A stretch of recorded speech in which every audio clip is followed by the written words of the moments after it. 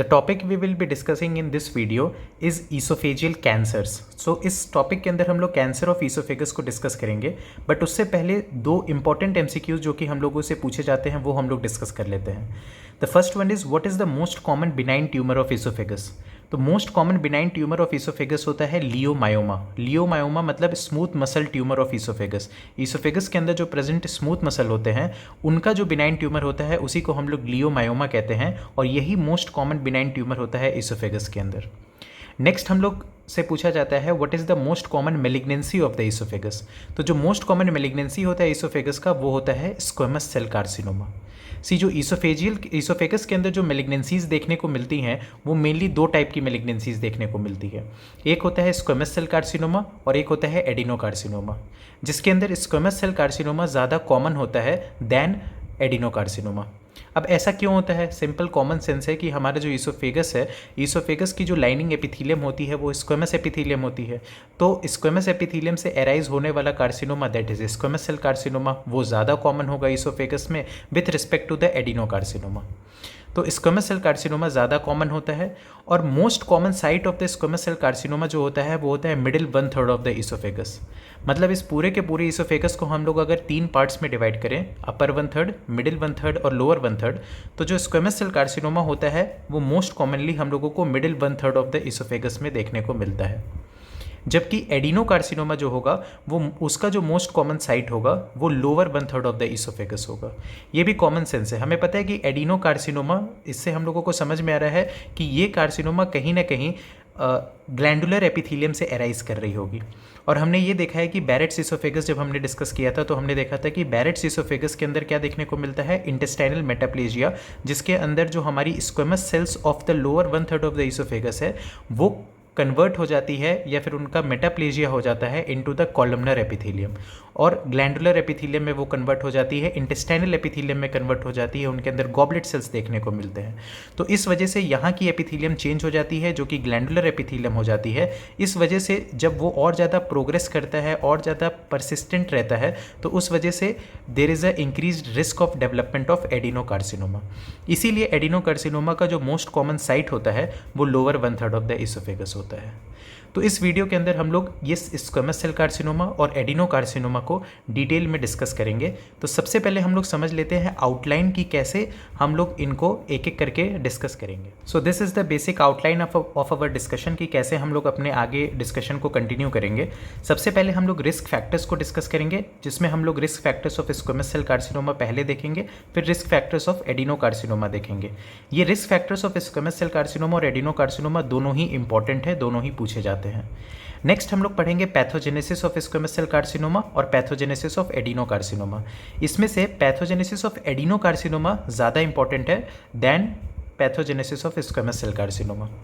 Next हम लोग पढ़ेंगे morphology of squamous cell carcinoma, फिर हम लोग पढ़ेंगे मॉर्फोलॉजी ऑफ एडिनोकार्सिनोमा, फिर हम लोग डिस्कस करेंगे क्लिनिकल फीचर्स, और फिर हम लोग डिस्कस करेंगे डायग्नोसिस कैसे हम लोग करते हैं ईसोफेजियल कैंसर का. तो इस तरह से हम लोग एक एक करके सारे टॉपिक्स को कंप्लीट करेंगे. तो सबसे पहले हम लोग स्टार्ट करते हैं risk factors of squamous cell carcinoma.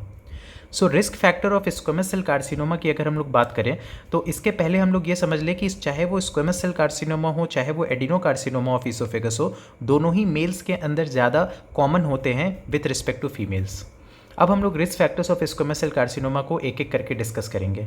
ये जो रिस्क फैक्टर्स हैं, ये रिस्क फैक्टर्स बहुत ही इंपॉर्टेंट रिस्क फैक्टर्स हैं और ये हमें बिल्कुल याद होने चाहिए, क्योंकि ये हमारे एग्जाम्स में भी पूछा जाता है, ये एमसीक्यू के फॉर्म में भी पूछा जा सकता है और ये वाइवा में भी पूछा जा सकता है. इसीलिए इसको समझना और इसको याद करना बहुत ही इंपॉर्टेंट है. So risk factor of squamous cell carcinoma में मोस्ट इंपॉर्टेंट रिस्क फैक्टर जो होता है वो होता है स्मोकिंग एंड एल्कोहल. तो स्मोकिंग, टोबैको, अल्कोहल, ये रिस्क फैक्टर्स होते हैं जिसकी वजह से squamous cell carcinoma of oesophagus का डेवलप होने का रिस्क सबसे ज़्यादा होता है. देन नाइट्रोजमाइन कंटेनिंग फूड्स जो होते हैं उनकी वजह से भी squamous cell carcinoma of oesophagus develop होता है. सॉल्टेड एंड प्रिजर्व्ड फूड्स जो होते हैं वो भी इंक्रीज्ड रिस्क फैक्टर होते हैं. हॉट बेवरेजेस कंज्यूम करने से भी स्क्वेमस सेल कार्सिनोमा का रिस्क इंक्रीज होता है। क्रोनिक एक्लेजिया भी स्क्वेमस सेल कार्सिनोमा के रिस्क को बढ़ाते हैं। एक्लेजिया के अंदर हमने डिस्कस किया था कि एक्लेजिया एक ऐसी कंडीशन होती है जिसके अंदर लोअर इसोफेजियल स्फिंक्टर का लॉस ऑफ रिलैक्सेशन होता है, या फिर कह सकते हैं कि there is an increased tone of lower oesophageal sphincter. अब लोअर इसोफेजियल स्फिंक्टर का अगर इंक्रीज्ड टोन होता है तो हमने उसी वीडियो के अंदर डिस्कस किया था कि उसकी वजह से क्या होता है कि जो इसोफेगस का अपर पार्ट होता है उसको ज़्यादा वर्क करना पड़ता है, जिस वजह से वो क्या होता है धीरे धीरे ज़्यादा वर्क करने की वजह से, एक्सेसिव वर्क करने की वजह से वो धीरे धीरे डायलेटेड और एटोनिक हो जाता है, जिसको हम लोग मेगा इसोफेगस कहते थे। और ये कंडीशन जब परसिस्ट करती रहती है तो क्रोनिक इरिटेशन की वजह से ये जो इसोफेगस होता है, मेनली जो middle part of the oesophagus होता है, वो क्रोनिक इरिटेशन या फिर क्रोनिक वर्क करने की वजह से फाइनली स्क्वेमस सेल कार्सिनोमा में कन्वर्ट हो जाता है। तो इस वजह से क्रोनिक एक्लेजिया अगर बहुत ज़्यादा क्रोनिकली किसी को एक्लेजिया है तो उसके अंदर भी there is a risk of development of squamous cell carcinoma of oesophagus. Next हम लोग देखते हैं कि जो स्क्वेमस सेल कार्सिनोमा होता है इसोफेगस का, वो एसोसिएटेड होता है with Plummer Vinson syndrome. Plummer Vinson syndrome, जिसको हम लोग पैटरसन केली ब्राउन सिंड्रोम भी कहते हैं, या फिर इसको हम लोग सिडरोपेनिक डिस्प्लेजिया भी कहते हैं। ये एक ऐसा कंडीशन है जिसके अंदर भी जिसके जो पेशेंट्स होते हैं वो भी इंक्रीज्ड रिस्क पे होते हैं for the development of squamous cell carcinoma of oesophagus. अब ये प्लमर विंसन सिंड्रोम क्या होता है, तो अगर इसको हम लोग ब्रीफली डिस्कस करें तो जो भी ये जनरली देखने को मिलता है मिडिल एज्ड वुमेन के अंदर, और वो मिडिल एज्ड वुमेन एक ट्रायड को प्रेजेंट करती है। जैसे कि जो ट्रायड में सबसे पहला कंपोनेंट होता है iron deficiency anaemia, second component होता है एट्रोफिक ग्लोसाइटिस, और थर्ड कंपोनेंट होता है इसोफेजियल वेब्स। तो इस ट्रायड से जो फीमेल या फिर मिडिल एज्ड वुमेन जो सफ़र करती है उसी को हम लोग कहते हैं प्लमर विंसन सिंड्रोम। तो ये प्लमर विंसन सिंड्रोम भी क्लोजली एसोसिएटेड होता है for the risk of development of squamous cell carcinoma of oesophagus. Next जो रिस्क होता है जिसके अंदर स्क्वेमस सेल कार्सिनोमा डेवलप हो सकता है उसको हम लोग कहते हैं टाइलोसिस। टाइलोसिस एक ऑटो इम्यून कंडीशन होती है जिसके अंदर hyper keratosis of palms and soles देखने को मिलते हैं, और इन पेशेंट के अंदर भी इंक्रीज्ड रिस्क होता है for the development of squamous cell carcinoma of oesophagus. Next, अगर किसी पर्सन के अंदर कॉस्टिक इसोफेजियल इंजरी देखने को मिल रहा है तो वो भी एक रिस्क फैक्टर का काम करता है। Deficiency of vitamin A, C, E and deficiency of zinc and molybdenum, ये सारी चीज़ें भी development of squamous cell carcinoma of oesophagus के लिए रिस्क फैक्टर का काम करती है। एक्चुअली में ये जो कंपोनेंट्स होते हैं, ये जो विटामिन्स हैं और ये जो माइक्रो न्यूट्रिएंट्स हैं, ये एंटीऑक्सीडेंट का काम करते हैं। अब अगर इनकी डेफिशिएंसी हो जाएगी तो उस वजह से क्या होगा कि जो ऑक्सीडेटिव स्ट्रेस होगा इसोफेगस पे वो बढ़ जाएगा, और इंक्रीज्ड ऑक्सीडेटिव स्ट्रेस की वजह से कार्सिनोमा का डेवलपमेंट हो सकता है। नेक्स्ट, ऐसे पर्सन जो कि ऐसे डाइट्स लेते हैं जो कि डेफिशिएंट होता है फ्रूट्स एंड वेजिटेबल्स में, उनके अंदर भी स्क्वेमस सेल कार्सिनोमा के डेवलपमेंट का रिस्क होता है। ह्यूमन पैपिलोमा वायरस भी स्क्वेमस सेल कार्सिनोमा के डेवलपमेंट में एक रिस्क फैक्टर का काम करता है, लेकिन ह्यूमन पैपिलोमा वायरस जो कि एंडेमिक एरिया के अंदर प्रेजेंट होता है, मतलब ऐसे एरियाज़ जहाँ पे ह्यूमन पैपिलोमा वायरस एंडेमिक है, उन एरियाज़ के अंदर अगर किसी पर्सन को ह्यूमन पैपिलोमा वायरस का अगर इन्फेक्शन हो जाता है तो वो एक इंक्रीज्ड रिस्क फैक्टर होता है development of squamous cell carcinoma के लिए। लेकिन ऐसे पर्सन के अंदर जिसके अंदर ह्यूमन पैपिलोमा वायरस का इन्फेक्शन होता है, अगर वो नॉन एंडेमिक एरिया के अंदर हो तो उसके अंदर कोई रिस्क नहीं होता है for development of squamous cell carcinoma. तो ये थे सारे risk factors of squamous cell carcinoma. अब हम लोग डिस्कस करेंगे risk factor of adeno carcinoma. So like squamous cell carcinoma, मैंने कहा कि एडिनो कार्सिनोमा भी मोर कॉमनली मेल को अफेक्ट करता है दैन फीमेल। अब risk factors of adeno carcinoma में मोस्ट इंपॉर्टेंट रिस्क फैक्टर होता है बैरेट्स इसोफेगस, जो कि हम लोग प्रीवियस वीडियोस के अंदर डिस्कस कर चुके हैं डिटेल के अंदर। बैरेट्स इसोफेगस के अंदर हमें पता है कि इंटेस्टाइनल मेटाप्लेजिया देखने को मिलता है, मतलब जो lower 1/3 part of the oesophagus के अंदर प्रेजेंट स्क्वेमस एपिथेलियम होती है उसका मेटाप्लेजिया हो जाता है और वो कन्वर्ट हो जाती है कॉलमनर एपिथेलियम में, और उसके अंदर गॉबलेट सेल्स का भी प्रेजेंस देखने को मिलता है। तो ये जो एपिथेलियम, जो न्यू एपिथेलियम बनी है, ये एक प्री मेलिग्नेंट कंडीशन होती है। ये हमने वहाँ पे डिस्कस किया था कि अगर इसके अंदर ये जो क्रोनिक डैमेज होता है गर्ड की वजह से, वो अगर रिवर्सिबल, वो क्योंकि एक रिवर्सिबल कंडीशन होती है, तो अगर वो जो स्टिमुलाई होता है गर्ड की वजह से, वो स्टिमुलाई को अगर हम लोग रिमूव कर देते हैं तो वो बैरेट्स इसोफेगस नॉर्मल हो जाता है, नॉर्मल एपिथेलियम की तरफ कन्वर्ट हो जाता है। लेकिन अगर परसिस्टेंट गर्ड प्रेजेंट होता है किसी बैरेट्स इसोफेगस के पेशेंट के अंदर तो वो एडिनो कार्सिनोमा में डेवलप हो जाता है। ये सारी बातें हमने बैरेट्स इसोफेगस की वीडियो में डिस्कस की थी।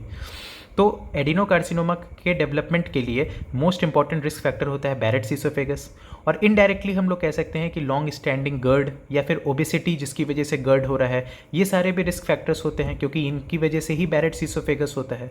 तो ये भी रिस्क फैक्टर होते हैं एडिनोकार्सिनोमा के लिए। और स्मोकिंग और टोबैको भी रिस्क फैक्टर होते हैं एडिनोकार्सिनोमा के लिए, लेकिन उतने ज़्यादा नहीं होते हैं जितने ये स्क्वेमस सेल कार्सिनोमा के लिए रिस्क फैक्टर होते हैं। तो ये इसके रिस्क फैक्टर्स की बात हो गई। अगर हम लोग H pylori that is Helicobacter pylori की बात करें तो एडिनोकार्सिनोमा ऑफ ईसोफेगस के लिए हेलिकोबैक्टर पाइलोरी जो होता है वो प्रोटेक्टिव होता है, स्लाइटली ये प्रोटेक्टिव होता है। ऐसा क्यों होता है? क्योंकि जो हेलिकोबैक्टर पाइलोरी होता है इसका मेन पैथोजेनेसिस ये होता है कि ये गैस्ट्रिक एट्रोफी कराता है। अब अगर गैस्ट्रिक एट्रोफी हो जाएगा, गैस्ट्रिक सेल्स का, गैस्ट्रिक म्यूकोसा का एट्रोफी हो जाएगा तो उससे एसिड का सिक्रीशन कम होगा। एसिड का सिक्रीशन ही अगर कम होगा तो अगर किसी को रिफ्लक्स डिजीज़ है भी तो उस रिफ्लक्स के अंदर हम लोगों को एसिड का कंटेंट तो बहुत ही कम देखने को मिलेगा, और एसिड का कंटेंट अगर रिफ्लक्स के अंदर कम देखने को मिलेगा तो जो मेटाप्लेजिया का रिस्क है वो कम हो जाएगा, जिसकी वजह से एडिनोकार्सिनोमा के डेवलप होने का रिस्क भी कम हो जाएगा। इसी वजह से कहते हैं कि हेलिकोबैक्टर पाइलोरी जो होता है वो एडिनोकार्सिनोमा ऑफ ईसोफेगस के अंदर स्लाइटली प्रोटेक्टिव होता है। तो ये हो गया रिस्क फैक्टर्स ऑफ एडिनोकार्सिनोमा। तो इस तरह हमने दोनों के दोनों रिस्क फैक्टर्स डिस्कस कर लिए। अब हम लोग स्क्वेमस सेल कार्सिनोमा और एडिनोकार्सिनोमा के पैथोजेनेसिस को डिस्कस करेंगे। Now coming to the pathogenesis of squamous cell carcinoma of esophagus and adenocarcinoma of esophagus. So squamous cell carcinoma of esophagus के पैथोजेनेसिस में मेनली इन जीन्स का इन्वॉल्वमेंट होता है, जिसमें सबसे पहली जीन होती है SOX2 जीन जिसका एम्प्लीफिकेशन होता है। ये SOX2 जीन एक ट्रांसक्रिप्शन फैक्टर जीन होती है, इसके एम्प्लीफिकेशन की वजह से भी स्क्वेमस सेल कार्सिनोमा का डेवलपमेंट हो सकता है। Next, over expression of cyclin D1 gene की वजह से भी स्क्वेमस सेल कार्सिनोमा का डेवलपमेंट हो सकता है, और loss of function mutation of some tumour suppressor genes like TP53 gene, CDH1 gene और NOTCH1 जीन, इनकी वजह से भी स्क्वेमस सेल कार्सिनोमा का डेवलपमेंट हो सकता है। तो इसको जनरली इसको ऐसे याद रख सकते हैं, इसको एक निमोनिक के फॉर्म में याद रख सकते हैं कि 1, 2 और 3 जीन इफेक्टेड होते हैं। 1 is for cyclin D1, 2 is for SOX2 and 3 is for TP53। तो लास्ट लेटर्स तीनों के ले लो, 1, 2, 3। 1 is cyclin D1, 2 is SOX2 and 3 is TP53। और अगर और याद रहा तो CDH1 और NOTCH1 भी लिख सकते हैं। तो इनके म्यूटेशंस की वजह से हम लोगों को generally squamous cell carcinoma of oesophagus का डेवलपमेंट देखने को मिलता है। एडिनोकार्सिनोमा ऑफ ईसोफेगस के पैथोजेनेसिस की बात करें तो ये थोड़ा ज़्यादा इंपॉर्टेंट होता है। इसके डेवलपमेंट के लिए मेनली जेनेटिक और एपिजेनेटिक चेंज दोनों का रोल होता है। जेनेटिक चेंजेस जैसे कि P53 जीन का म्यूटेशन, RB जीन का म्यूटेशन, साइक्लिन D1 जीन का म्यूटेशन और साइक्लिन E जीन का म्यूटेशन, इनकी वजह से हम लोगों को एडिनोकार्सिनोमा ऑफ ईसोफेगस का डेवलपमेंट देखने को मिल सकता है। ये सारे जीन्स क्या होते हैं? सारे ट्यूमर सप्रेसर जीन्स हैं। तो जैसे P53 जीन, RB जीन हम लोग को पता है ये सारे ट्यूमर सप्रेसर जीन है। इनका अगर म्यूटेशन होगा तो ट्यूमर सप्रेस नहीं हो पाएगा, जिस वजह से एडिनोकार्सिनोमा ऑफ ईसोफेगस के डेवलप होने का रिस्क बढ़ जाता है। कुछ एपिजेनेटिक चेंजेस होते हैं जैसे P16INK4A जीन का अगर साइलेंसिंग हो जाता है बाई हाइपरमिथाइलेशन, तो ये एपिजेनेटिक चेंज की वजह से भी एडिनोकार्सिनोमा ऑफ ईसोफेगस के डेवलप होने का रिस्क होता है। तो ये हो जाता है pathogenesis of both squamous cell carcinoma and adenocarcinoma. अब हम लोग डिटेल में डिस्कस करेंगे मॉर्फोलॉजी, जिसमें हम लोग ग्रॉस मॉर्फोलॉजी और माइक्रोस्कोपी डिस्कस करेंगे दोनों स्क्वेमस सेल कार्सिनोमा और एडिनोकार्सिनोमा का। So morphology of squamous cell carcinoma अगर हम लोग डिस्कस करें तो ग्रॉसली हम लोगों को पता है कि squamous cell carcinoma of oesophagus mainly middle 1/3 of the oesophagus को अफेक्ट करती है, और इसके अंदर जो कार्सिनोमा का जो ग्रोथ पैटर्न होता है वो या तो फंगेटिंग और एक्सोफिटिक ग्रोथ पैटर्न हो सकता है, या तो ये अल्सरेटिव हो सकती है, अल्सरेशन कॉज करा सकती है, और या तो वो इन्फिल्ट्रेट हो सकती है, मतलब इन्फिल्ट्रेटिंग ग्रोथ पैटर्न भी देखने को मिल सकता है स्क्वेमस सेल कार्सिनोमा का जब हम लोग ग्रॉस मॉर्फोलॉजी देखते हैं। तो माइक्रोस्कोपी अगर हम लोग देखते हैं तो माइक्रोस्कोपिक एग्जामिनेशन के अंदर हम लोगों को केराटिन पोल्स देखने को मिलते हैं, जो कि कैरेक्टरिस्टिक फीचर होते हैं स्क्वेमस सेल कार्सिनोमा के अंदर। और साथ ही साथ हम लोगों को वेरिंग डिग्री ऑफ डिफरेंशिएशन देखने को मिलता है, मतलब जो सेल्स होते हैं वो वेल डिफरेंशिएटेड भी हो सकते हैं, मॉडरेटली डिफरेंशिएटेड भी हो सकते हैं और पुअर डिफरेंशिएटेड भी हो सकते हैं। मोर कॉमनली वो वेल या फिर मॉडरेटली डिफरेंशिएटेड ही होते हैं। अगर हम लोग मॉर्फोलॉजी ऑफ एडिनोकार्सिनोमा की बात करें तो हमें पता है ग्रॉस मॉर्फोलॉजी के अंदर adenocarcinoma of oesophagus most commonly lower 1/3 of the oesophagus को इन्वॉल्व करता है, और इसके अंदर जनरली हम लोगों को इनिशियली फ्लैट और रेज्ड पैचेस देखने को मिलते हैं, जो कि धीरे धीरे लेटर जा करके अल्सरेटिव और इन्फिल्ट्रेटिंग पैटर्न में ये कन्वर्ट हो जाते हैं। तो ये होता है ग्रॉस मॉर्फोलॉजी ऑफ एडिनोकार्सिनोमा कि एडिनोकार्सिनोमा ऑफ ईसोफेगस जो होगा, जो कि लोअर 1/3 ऑफ द ईसोफेगस को इन्वॉल्व कर रहा होगा, इनिशियली तो उसके अंदर फ्लैट या फिर रेज्ड पैचेस देखने को मिलेंगे, लेकिन धीरे धीरे जब समय बीतता जाएगा तो वो धीरे धीरे अल्सरेट करेंगे और इन्फिल्ट्रेट करेंगे, तो वो मतलब अल्सरेटिव और इन्फिल्ट्रेटिंग ग्रोथ पैटर्न शो करने लगते हैं। माइक्रोस्कोपिक एग्जामिनेशन अगर हम लोग बात करें एडिनोकार्सिनोमा ऑफ ईसोफेगस के अंदर, तो यहाँ पे हम लोगों को ग्लैंडुलर पैटर्न देखने को मिलेगा। ऑब्वियस सी बात है, इसका नाम ही है एडिनोकार्सिनोमा। एडिनो का मतलब ये होता है ग्लैंड, तो इसके अंदर क्योंकि ग्लैंडुलर, इसके अंदर तो मेटाप्लेजिया, इंटेस्टाइनल मेटाप्लेजिया देखने को मिल भी रहा था बैरेट्स ईसोफेगस में, जिसकी वजह से वो और ज़्यादा, जब बैरेट्स ईसोफेगस जो कि एक प्री मैलिग्नेंट कंडीशन था, उसके अंदर फिर म्यूटेशंस हुए, फिर वो कन्वर्ट हो गया एडिनोकार्सिनोमा के अंदर। तो इसी वजह से इसके अंदर ग्लैंडुलर पैटर्न देखने को मिलता है, और वो भी intestinal type of glandular pattern देखने को मिलता है माइक्रोस्कोपिक एग्जामिनेशन ऑफ एडिनोकार्सिनोमा के अंदर, जिसके अंदर म्यूसिन प्रेजेंट हो सकता है या फिर होता है। तो ये था morphology of squamous cell carcinoma और एडिनोकार्सिनोमा। अब हम लोग डिस्कस करेंगे क्लिनिकल फीचर्स और डायग्नोसिस कैसे हम लोग करते हैं कोई भी ईसोफेजियल कार्सिनोमा का। सो ईसोफेजियल कार्सिनोमा के क्लिनिकल फीचर्स में मेनली हम लोगों को दो इंपॉर्टेंट क्लिनिकल फीचर्स देखने को मिलते हैं। First one is progressive dysphagia देखने को मिलता है। डिस्फेजिया मैं पहले भी बता चुका हूँ, it is difficulty in swallowing. So progressive dysphagia हम लोगों को देखने को मिलता है, और ये मोर फॉर सॉलिड फूड्स होता है। सॉलिड फूड को सोलो करने में ज़्यादा डिफिकल्टी होती है with respect to liquid food, ठीक है ना। तो हमें पता है कि अगर लिक्विड फूड के लिए अगर swallowing में डिफिकल्टी ज़्यादा देखने को मिल रही है than solid food, then it is a typical case of achalasia cardia, जो कि हम लोग प्रीवियस वीडियो में डिस्कस कर चुके हैं। तो प्रोग्रेसिव डिस्फेजिया देखने को मिलता है यहाँ पे, जो कि सॉलिड फूड के लिए ज़्यादा होता है, और साथ ही साथ हम लोगों को वेट लॉस देखने को मिलता है, जो कि mainly due to impaired nutrition, क्योंकि अब सिंपल सी बात है कि सॉलिड फूड अगर वो डिफ़िकल्टी हो रही है उसको सॉलो करने में सॉलिड फूड, तो वो खाना कम खाएगा, जिसकी वजह से उसके न्यूट्रिशन जो होगा वो इम्पेयर्ड होगा, और साथ ही साथ कैंसर कैचेक्सिया की वजह से भी वेट लॉस देखने को मिलता है। तो ये मेन दो इंपॉर्टेंट क्लिनिकल फीचर्स होते हैं जिससे कोई भी ईसोफेजियल कैंसर का पेशेंट प्रेजेंट करता है।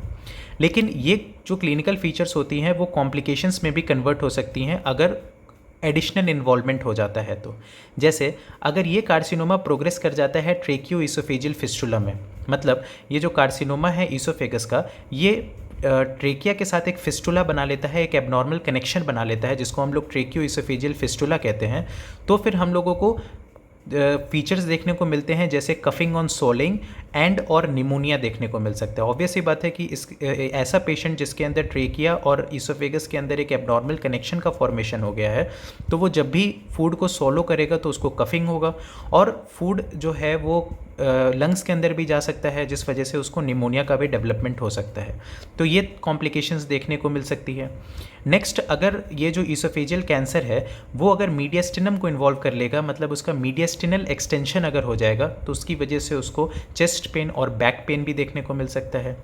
अगर इसकी वजह से ईसोफेजियल कैंसर की वजह से रिकरेंट लैरिंजियल नर्व का इन्वॉल्वमेंट हो जाएगा, तो उसके अंदर होर्सनेस ऑफ द वॉइस भी देखने को मिल सकता है।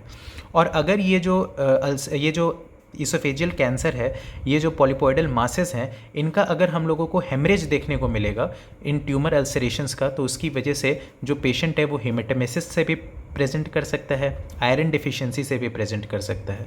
तो ये सारे कॉम्प्लिकेशंस होते हैं जो कि हम लोगों को देखने को मिल सकते हैं ईसोफेजियल कैंसर के पेशेंट के अंदर।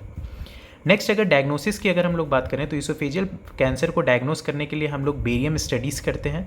बेरियम सोलो करवा करके जब हम लोग पेशेंट को देखते हैं, तो बेरियम स्टडी के अंदर हम लोगों को टिपिकल रैट टेल अपीयरेंस देखने को मिलता है, और हम लोगों को, जिसको हम लोग एप्पल कोर डिफॉर्मिटी भी कह सकते हैं। एप्पल कोर डिफॉर्मिटी एक और जगह देखने को मिलता है, दैट इज़ कोलोन कार्सिनोमा के अंदर।